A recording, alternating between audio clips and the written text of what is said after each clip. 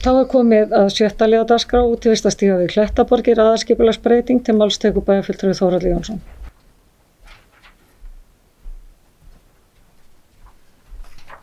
Forseti, ágætu bæjarfulltrúar.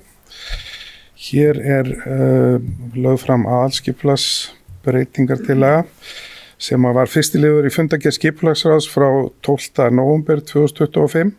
Að ræða aðalskipulagsbreytingu sem lögð fram að lokinni kynningu samkvæmt annarri málsgrein 30. grein skipulagslaga númer 123 frá árinu 2010.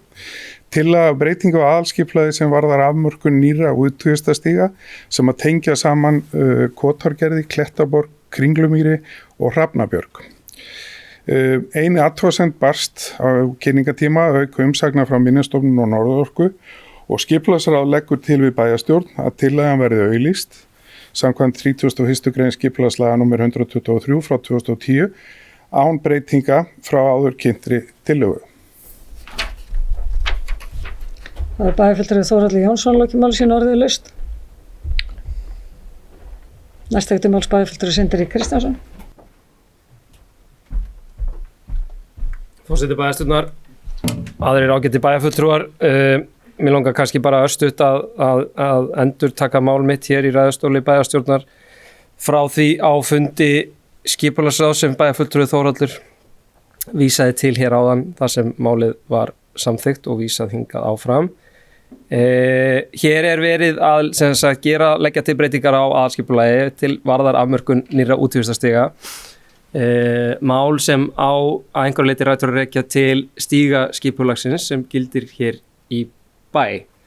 Þó að ræða breytingu. Það sem ég langar að koma hérna upp og segja að það held ég orðið algjörlega tímabært að þetta stígaskipulag sem var samþykkt hér fyrir nokkrum árum og mjög metnaðarfull plagg og áætlun að það eigi sér að það speglist í einhvers konar forgangsröðun, einhvers konar áætlun uppbyggingu samkvæmt skipulaginu.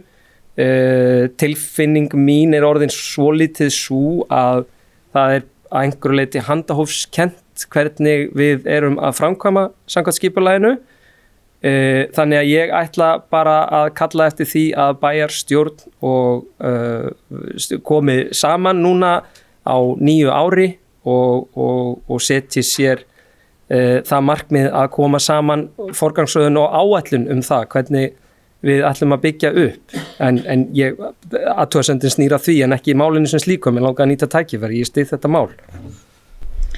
Það bæjarfulltrúi Sindri Kristjánsson lokið máli sínu orðið laust. Fleira ekki hvað sé hljóðstæði sem geta samþykkt aðalskipulagsbreytinguna. Allir